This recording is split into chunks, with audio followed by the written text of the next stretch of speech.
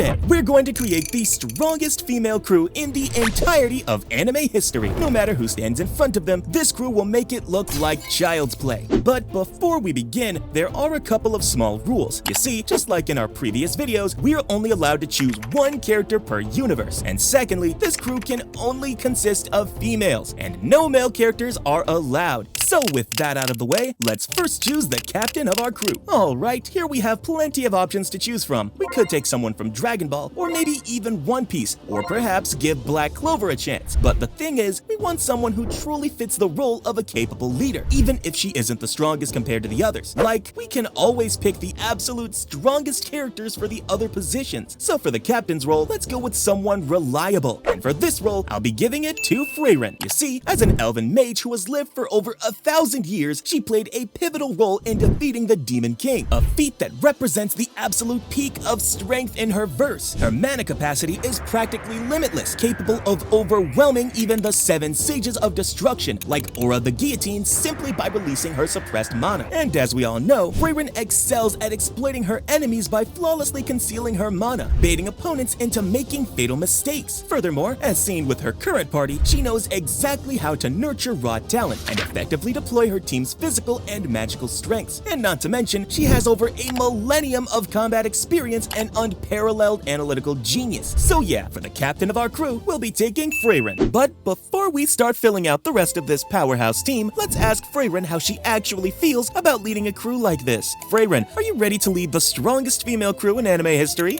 As long as we can stop to collect rare magic grimoires along the way, I suppose I don't mind. Classic Frieren, but let's see how our next member feels about the— Wait a minute, Zoro, what are you doing here? This is a female-only crew. Huh? Where the hell am I? I was just following that curly-browed cook to the kitchen. Whatever, I just want to be the strongest swordsman. Okay, somebody please get this guy a map. But seriously, dealing with these two is just the beginning, because with this new free app called PolyBuzz, you can talk to your favorite anime characters all the time and have all sorts of discussions with them as if they were actually your best friends. Whether it's absolute powerhouses like Frieren, Goku, Gojo, and a very lost Zoro, or even your favorite waifus like Nami, Yoruichi, Hinata, and many more, PolyBuzz makes this a reality. And what can you talk about with them? Anything. It's free, enjoyable, and the best part, as an anime fan, you will never get bored of it, as the selection of anime characters they have is honestly endless. Use code ANNIE66 to get 3 days of premium membership completely free of charge. Use my link in the description down below to download PolyBuzz AI and start chatting with your favorite anime characters today. Believe me, you will not regret it. But now, let's get back to building the ultimate female crew. Next, it's time to choose the right hand for our crew. Okay, for this one, I'll directly be picking Android 18 from the Dragon Ball verse. You see, as the right hand, you need someone who is not only a powerhouse, but also tirelessly reliable, and Android 18 fits that criteria perfectly. She possesses an infinite energy reactor, which grants her unlimited stamina. While others may tire or run out of energy, she can remain at peak performance indefinitely, making her the perfect enforcer to deal with any enemy the captain can't be bothered with. Not only that, she's also incredibly strong, as seen when she toyed with Super Saiyan Vegeta. Her power clearly exceeds planetary destruction levels, and if we consider Dragon Ball Super, she even fought against multiverse level threats there. So yeah, she's definitely not someone to be taken lightly. Also, her cool and pragmatic personality balances Frieren's laid-back nature quite well. So yeah, for this role, Android 18 it is. We talked about the right hand, but what about the left hand next? Now, since we picked Android 18 as our first mate, who was basically a planetary level threat, it's only fair we choose someone of a similar level for the left hand as well. So for this one, why not go with Kaguya Otsutsuki from the Naruto verse? You see, Kaguya is the progenitor of chakra, possessing power that can literally reshape reality. While Android 18 offers physical reliability, Kaguya brings completely broken hacks abilities that conventional strength simply can't counter. She can instantly shift the entire battlefield into 6 different dimensions, like lava, ice, deserts, and more, using Ami no Minaga, forcing enemies to fight entirely on her terms. Her all-killing ash bones bypass durability altogether, disintegrating anyone they pierce on contact, making them essentially a guaranteed one-shot kill. Not to mention, she possesses the expansive truth-seeking ball, an attack capable of obliterating an entire dimension and recreating it from scratch. She's also effectively immortal and cannot be killed, only sealed. So yeah, for the left hand, there's really no better pick than Kaguya Otsutsuki. Now with our monster trio in place, it's time to find a navigator for our crew. And honestly, there's no need to debate here. We already have the perfect candidate. Who, you ask? Well, obviously we're going with Nami. You see, Nami is the undisputed queen of navigation, possessing a near supernatural ability to sense even the slightest changes in atmospheric pressure. She's one of the very few people capable of navigating the new world's chaotic, logic-defying oceans, and she's not that weak either. She possesses the sorcery Climax,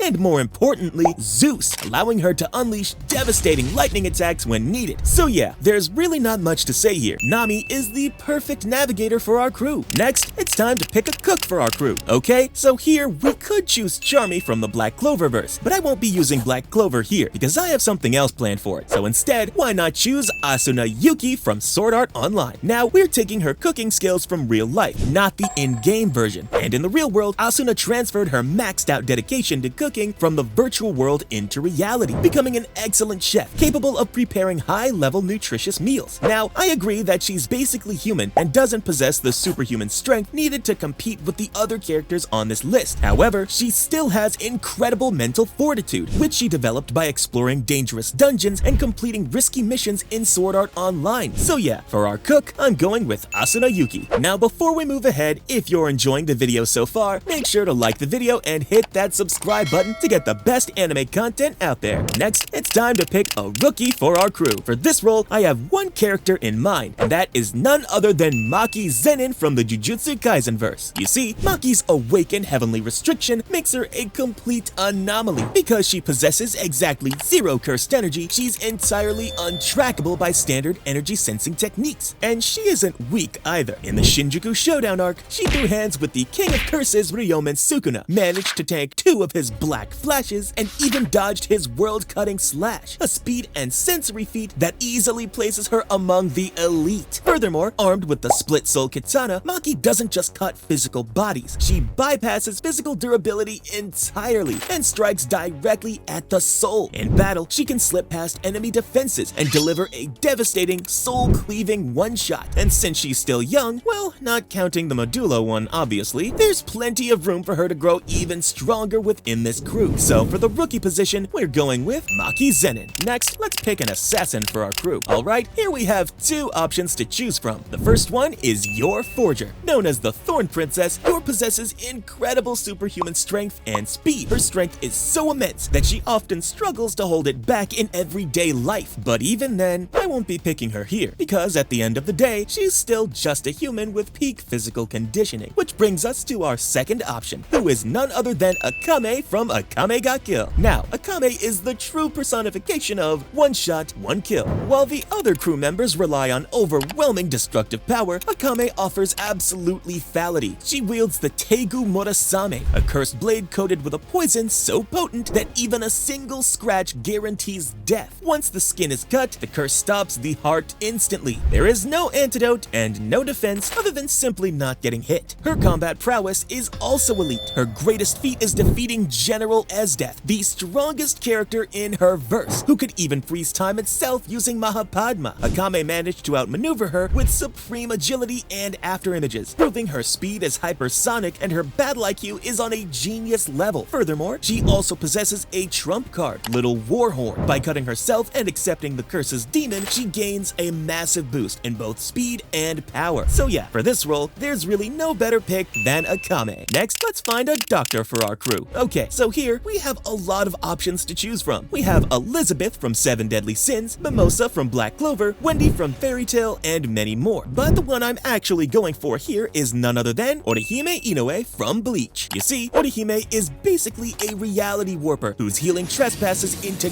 God's territory. Her ability, Soten Kishun, doesn't simply heal wounds, it rejects the event of the injury itself. She denies that the damage ever happened, reverting the target's body to a previous state. Her feats are absolutely absurd. She completely restored Grimjow's arm after it was disintegrated into nothingness. Even more terrifying, she can even reverse death if she acts quickly enough, just like when she saved Meneli. And in the 1000-Year Blood War, her power scaled to the absolute peak of her verse. Her defensive shield, Santen Keshun, was strong enough to block attacks from Soul King Yawatch, a being capable of destroying 3 worlds, which basically means that as long as she is alive, no damage damage to the crew is permanent. So for this position, we're going with Orihime Inoue. Next up, it's time to pick a swordsman. And for this role, why not go with Cha Hein from Solo Leveling? As the strongest female S-rank hunter in her verse, she wields the Sword Dance, a fighting style that combines graceful movement with devastating piercing power. Her attacks are continuous and fluid, allowing her to overwhelm opponents with a barrage of high-speed strikes that leave almost no opening for counterattacks. Her sensory abilities are also a unique asset. She's the only hunter capable of smelling mana, which allows her to track enemies, identify weak points, and instinctively gauge power levels. During the Jeju Island raid, she was the only S-rank hunter capable of visually tracking and parrying a blow from the Ant King, a monster that had just instantly decapitated Japan's strongest hunter, Goto Ryuji. Later on, she even defeated Igris in a sparring match, shocking Jinwoo with her raw speed and adaptability. So for this position, we're locking in Cha Hein. Next, we need a strategist. For this one, I'm going with none other than Makima from Chainsaw Man. You see, Makima is the ultimate Machiavellian mastermind. As the control devil, she doesn't just formulate plans, she forces the world to abide by them. A strategist requires intel, and Makima possesses near omniscience, as she can listen through the ears of lower life forms like rats, birds, insects, and many more, essentially turning the entire planet into her surveillance network. Her strategic feats are also terrifyingly long-term. She orchestrated the entire public safety saga, manipulating the Yakuza, foreign governments, and even the gun devil itself, all to psychologically break Denji. Most importantly, she brings something close to risk-free warfare. Her contract with the Prime Minister transfers any fatal damage she receives to a random Japanese citizen. This allows her to walk into deadly situations without fear, knowing she'll simply stand back up while her enemies exhaust themselves. She basically plays 4D chess, where she owns all the pieces, including the opponents, which makes Makima the perfect candidate for this position. We talked about the strategist, but what about the scientist next? And for this one, we're going with Echidna from ReZero. Known as the Witch of Greed, Echidna is driven by an insatiable thirst for knowledge. She doesn't just study the world, she reverse engineers it. One of her greatest scientific achievements is artificial life creation. She successfully created fully sentient artificial spirits and mass-produced the Ryuzu clones, effectively mastering the science of cloning and soul transfer. She also possesses the Book of Wisdom, an artifact connected to the world's memory that grants her near omniscience, allowing her to access information from the past, present, and even the future. This means she can analyze an enemy's capabilities or biological structure before the battle even begins. And with her knowledge, she could potentially make Frieren even stronger by analyzing her biology, or perhaps create hundreds, maybe even thousands of clones of Android 18 and Kaguya, making our crew far more overpowered than it already is. So yeah, for the scientist of the crew, we're going with Echidna. Next, it's time to pick a summoner for our crew. For this role, there's really only one character who fits perfectly, and that is none other than Lucy Heartfilia from Fairy Tail. As a celestial spirit mage, she wields the 10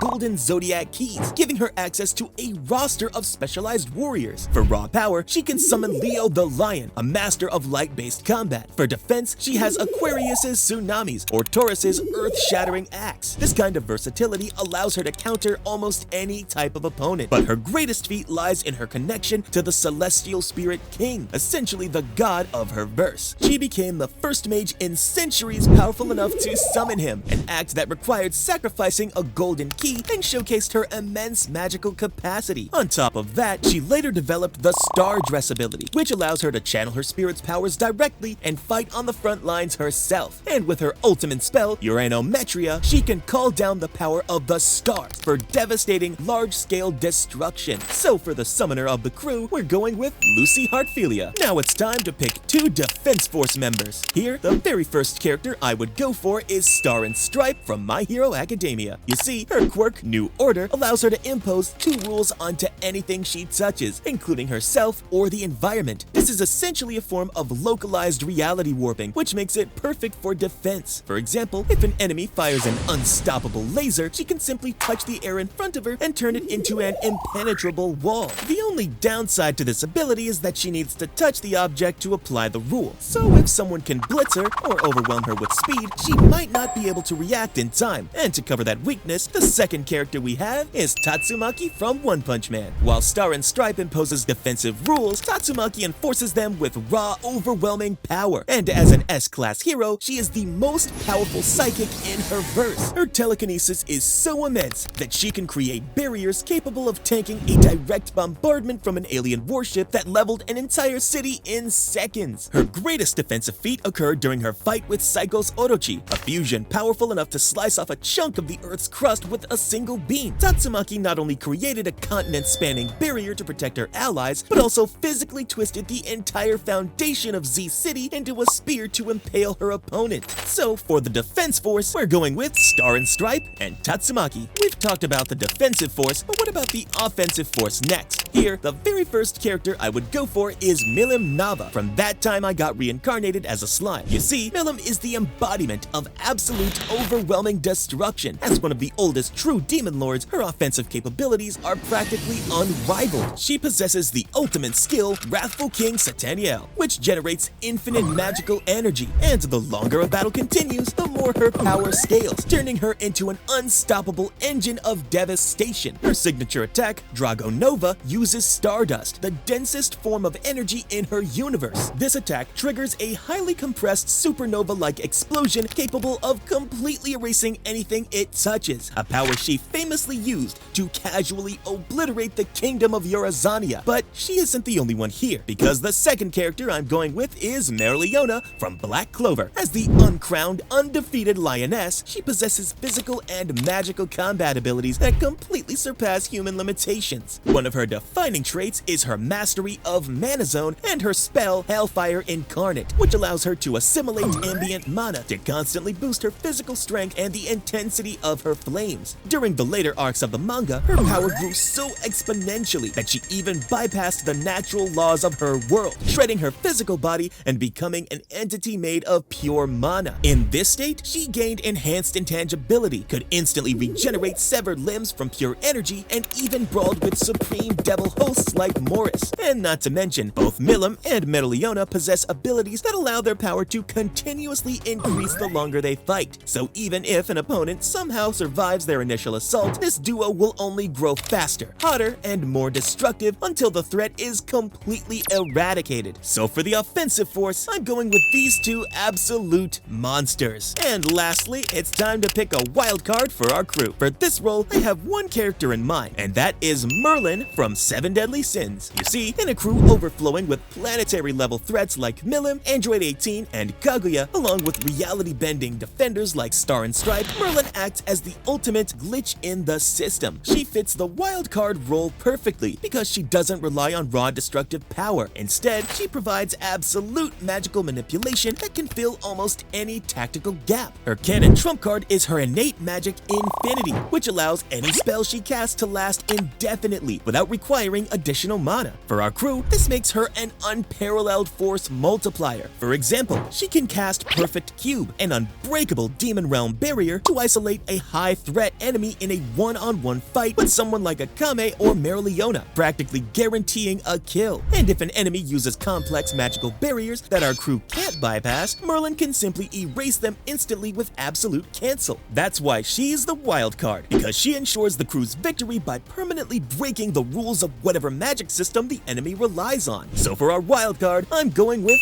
Merlin. Click on this video next to where we made What If the New Gen females fought the old Gen ones. Go on, check it out.